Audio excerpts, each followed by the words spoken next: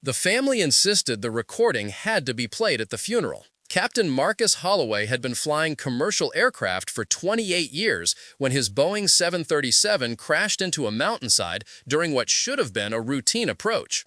163 souls perished in the impact. 3 weeks later, his wife Rebecca made a decision that would shatter protocol and silence an entire chapel filled with mourning colleagues, investigators, and airline executives. She demanded that the cockpit voice recorder from her husband's final flight be played during his memorial service.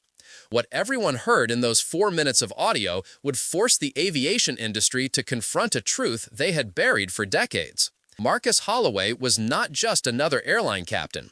He had served as a senior training instructor for Transglobal Airways for 11 years. His simulator sessions were legendary among pilots for their precision and unforgiving realism. He held an unblemished safety record across 4 different aircraft types. The man who signed off on hundreds of pilots was now being mourned by those same pilots, and his widow wanted them to hear something. Before we go deeper, make sure to subscribe now. This channel exposes aviation mysteries and forbidden reports the industry tries to hide. Turn on notifications so you don't miss the next investigation. The crash happened on November 14, 2019, during a scheduled descent into Denver International Airport. Flight 641 had departed from Seattle at 6:43 in the morning, carrying 158 passengers and a crew of 5. Weather conditions were marginal but well within operational limits. Light snow, visibility at 3 miles, crosswinds at 17 knots. Marcus had landed in worse conditions 100 times before. First Officer David Chen sat in the right seat, a competent pilot with 6,000 hours, though only 400 on the 737. The cabin crew consisted of 3 flight attendants, all veterans. Everything was routine until 38 minutes before impact. Air traffic control cleared Flight 641 to descend from flight level 350 to flight level 240. Marcus acknowledged the clearance with his characteristic calm voice. Transglobal 641 out of 350 for 240. The Boeing began its descent at a standard rate of 1,500 feet per minute. The flight data recorder showed engine parameters were normal. Fuel quantity was adequate. Hydraulic system showed green across all 3 channels. But then, at 37 minutes and 12 seconds before impact, the cockpit voice recorder captured something unusual. A low-frequency hum appeared on the audio spectrum. The sound was barely audible beneath the normal cockpit ambient noise, the whoosh of air conditioning, the mechanical whir of flight control computers, the distant rumble of engines. But it was there. Frequency analysis conducted months later by the National Transportation Safety Board would identify the tone as approximately 42 Hz, well below the threshold of conscious human hearing, but physiologically detectable. The hum continued for 16 seconds, then stopped abruptly. Neither pilot commented on it. There was no indication they had noticed anything at all. At 34 minutes before impact, Marcus requested a diversion vector around a patch of moderate turbulence visible on the weather radar.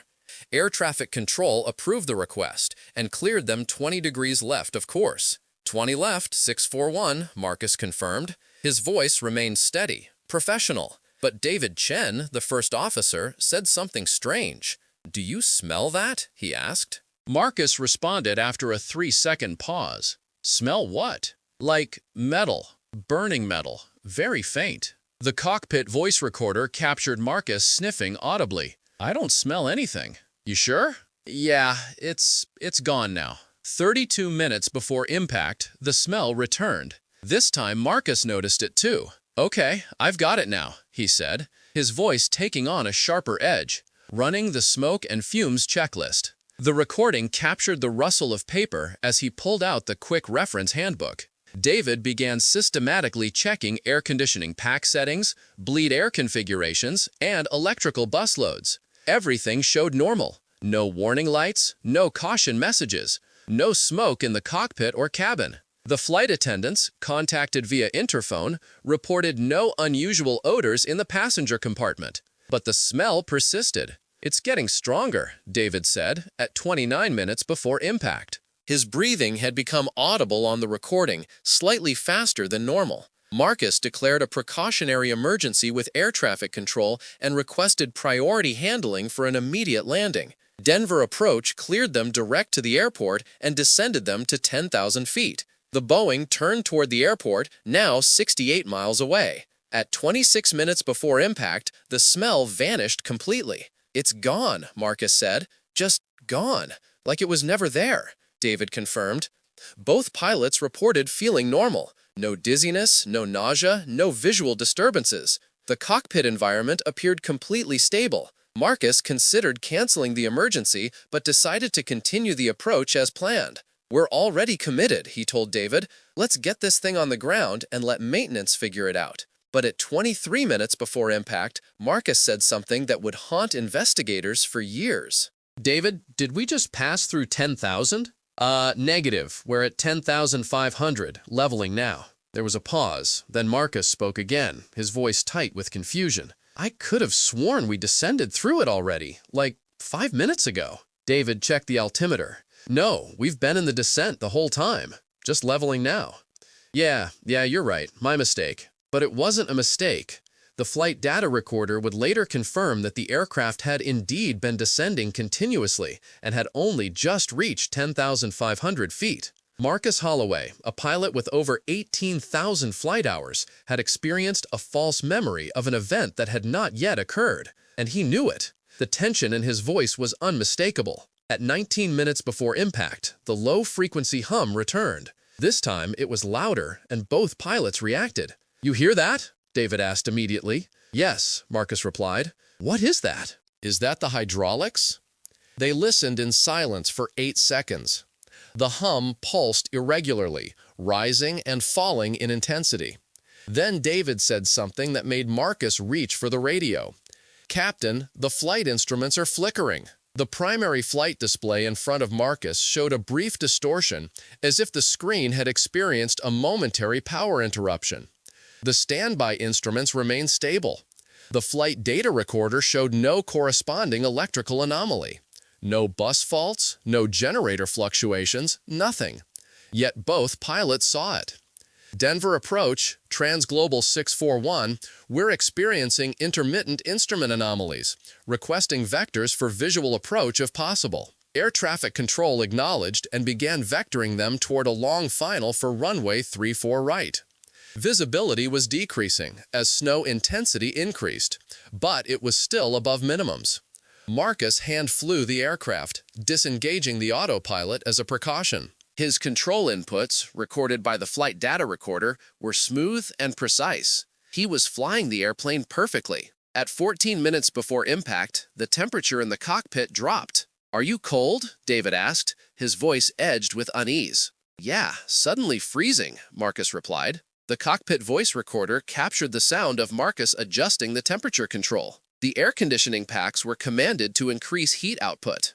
The flight data recorder confirmed the packs responded normally. Warm air flooded the cockpit, but the temperature continued to drop. Within 90 seconds, both pilots were shivering audibly. "This doesn't make sense," David said, his teeth chattering slightly. "The temp gauge shows 72 degrees.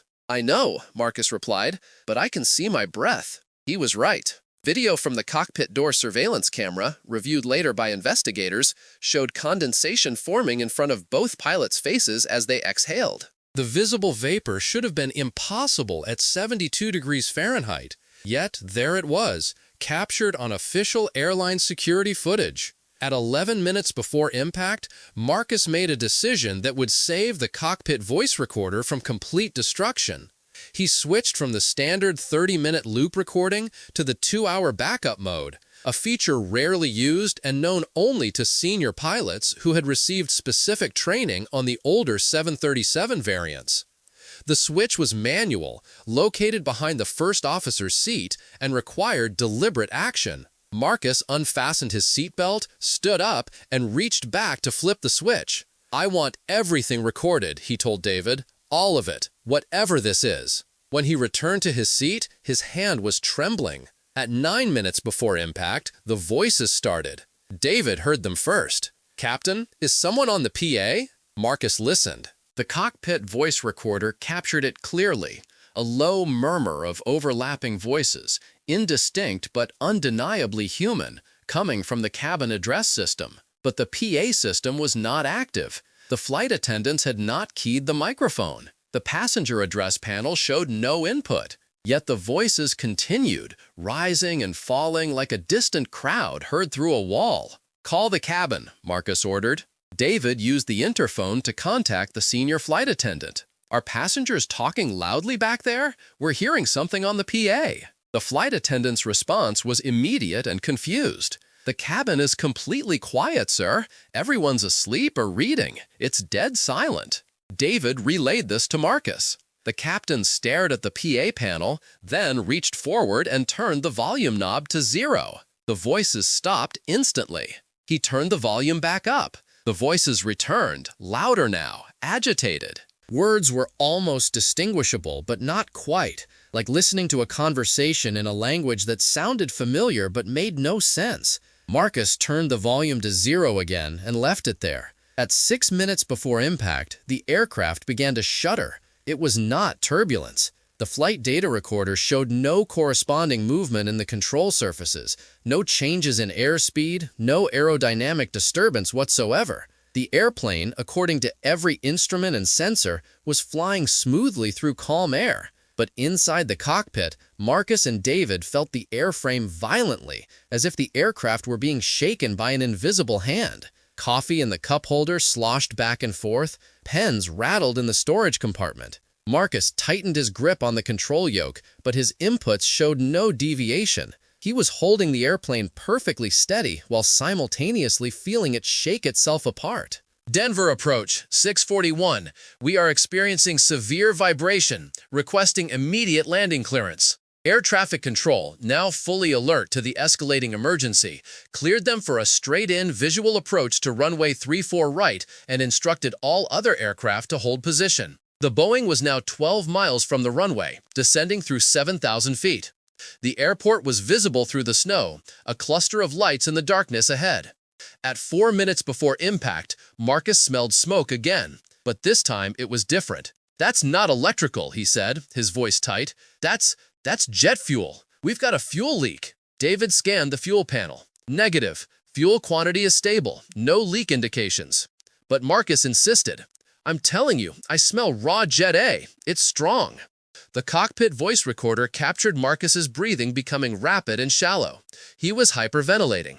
David noticed immediately. "Captain, you need to slow your breathing. You're okay. Look at me. We're going to land this airplane." But Marcus wasn't listening. His eyes were fixed on something outside the windscreen, something David couldn't see. "There's fire on the left wing," Marcus said quietly. David looked. There was no fire. The left engine was running normally. No flames, no smoke, no indication of any thermal event. "Captain, there's no fire. The wing is clean." But Marcus was adamant, his voice rising in pitch.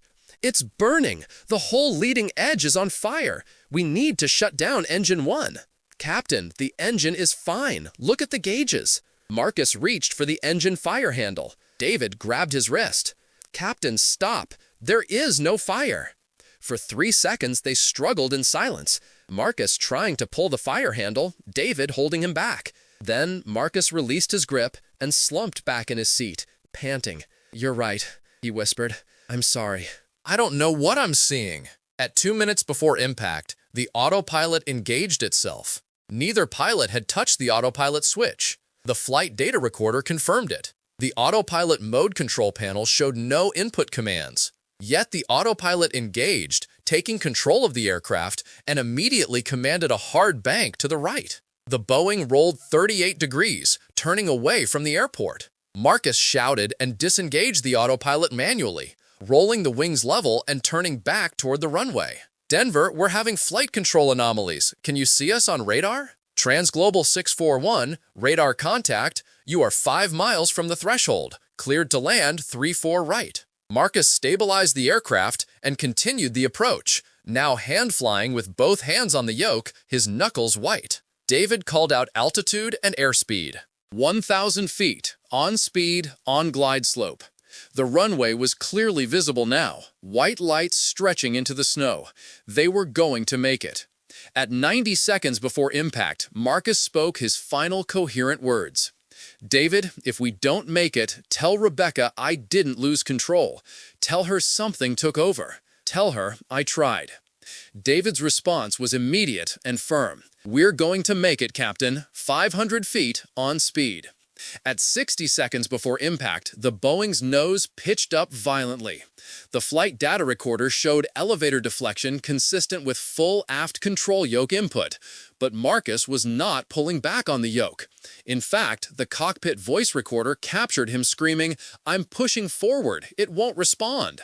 David added his strength to the forward pressure, and together both pilots shoved the control yokes as far forward as they would go, commanding a nose-down pitch.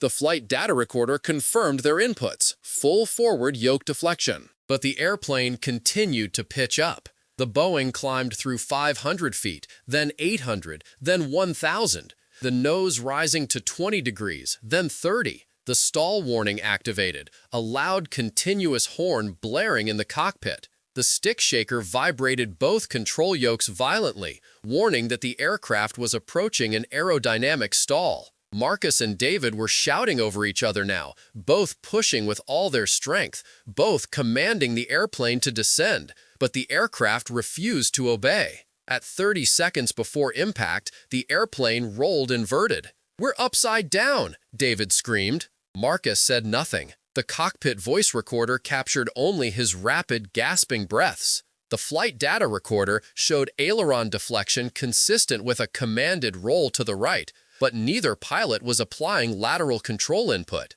The Boeing continued rolling until it was completely inverted, flying upside down at 900 feet above the ground. Then, impossibly, it rolled back upright. The maneuver happened in 4 seconds. No human pilot could have executed it. The G-forces should have been lethal, but the flight data recorder showed the roll occurred smoothly, almost gently, as if the aircraft were being carefully manipulated by something with perfect understanding of its aerodynamic limits. When the wings leveled, the Boeing was pointing directly at a mountain ridge 6 miles west of the airport. Marcus had no time to react. The aircraft was no longer flying toward the runway.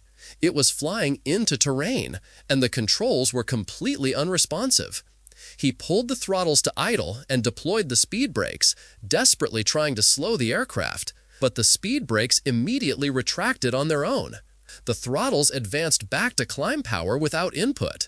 "Mayday! Mayday! Mayday! Transglobal 641 is out of control," Marcus transmitted, his voice breaking. At 8 seconds before impact, David Chen began to pray. At 4 seconds before impact, the cockpit voice recorder captured a sound that would become the most analyzed audio fragment in aviation history. It was a voice, but not Marcus's and not David's. It was a third voice, calm and clear, speaking a single sentence in perfect English. "You were always going to crash." Then, impact. The Boeing struck the mountain ridge at 342 knots, disintegrating on contact. The cockpit separated from the fuselage and tumbled 800 feet down the slope before coming to rest in a frozen creek bed. The cockpit voice recorder, protected by its hardened crash-proof casing, survived intact. The flight data recorder was recovered 2 days later, buried under 6 feet of wreckage. The National Transportation Safety Board launched a full investigation. Every system was examined. Every component was tested. Every procedure was reviewed. The conclusion, published 14 months later, was classified as undetermined cause. The report acknowledged the pilot's reports of anomalous sensory experiences, but attributed them to possible hypoxia or subtle incapacitation of unknown origin.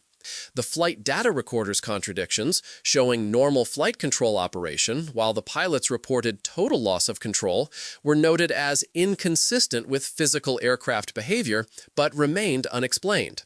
The third voice on the cockpit voice recorder was officially classified as audio artifact of unknown origin. But Rebecca Holloway knew her husband. She knew Marcus would never have made the mistakes suggested by the preliminary reports. She demanded access to the cockpit voice recorder, and after 8 months of legal battles, the airline and the NTSB reluctantly agreed to let her listen to it privately. What she heard convinced her that the audio needed to be made public. Not released to the media, but played at Marcus's memorial service, where 300 pilots, engineers, and aviation officials would be forced to listen. The airline refused. The pilots' union refused. The NTSB strongly advised against it, but Rebecca held the legal authority as next of kin, and she would not yield. On March 22, 2020, at Marcus Holloway's memorial service, the final 4 minutes of cockpit voice recorder audio were played over the chapel sound system. The room fell into absolute silence. They heard Marcus and David fighting the airplane, heard their terror, heard their final desperate transmissions. But what silenced everyone was the voice at the end, the third voice, clear, calm, undeniably present. You were always going to crash. When the audio ended, nobody moved. Several pilots sat with their hands over their mouths. 2 airline executives walked out of the chapel without speaking. An NTSB investigator was seen weeping in the parking lot afterward. Rebecca stood at the front of the chapel and asked a single question. Does anyone here believe my husband lost control of that airplane because of pilot error? Not one hand was raised. In the months that followed, 7 commercial pilots came forward confidentially to report similar experiences. Phantom smells, auditory hallucinations, control inputs that did not match aircraft response. None had crashed. All had landed safely. But all described a feeling, in those critical moments, that something else was in the cockpit with them. Something that wanted them to fail. The reports were buried in internal airline safety databases, marked as psychologically sensitive and exempt from public disclosure. Rebecca Holloway spent the next 3 years pushing for regulatory changes, requiring cockpit voice recorders to include enhanced audio spectrum analysis capable of detecting subsonic frequencies and non-human acoustic patterns. Her efforts were blocked at every level. In 2023, she disappeared while researching archived accident reports at an NTSB facility in Washington. Her car was found in the parking lot. Her hotel room was undisturbed. She has not been seen since. The cockpit voice recorder from Flight 641 remains in NTSB custody, but access to the full audio has been restricted. Only the final 30 seconds, the portion played at Marcus's funeral, exists in unofficial circulation, passed quietly among pilots who want to know what they might face. The rest of the recording, the full 2 hours that Marcus switched to backup mode to preserve, remains sealed. Officially, the reason given is respect for the deceased. Unofficially, sources within the investigation have suggested that the earlier portions of the recording contain sounds and voices that cannot be explained by any known phenomenon, natural or technological. Flight 641 was not the first aircraft to crash under circumstances suggesting external control. It will not be the last. But it remains the only case where the crew deliberately preserved the evidence, knowing they were about to die, and where that evidence was played publicly before it could be suppressed. Marcus Holloway's final act was not to save his aircraft. It was to make sure someone heard what really happened. What would you do if you heard a third voice in your cockpit telling you that your death was inevitable? Do you believe this was mechanical failure or something far worse? Share your thoughts in the comments and subscribe for more aviation investigations you won't find anywhere else.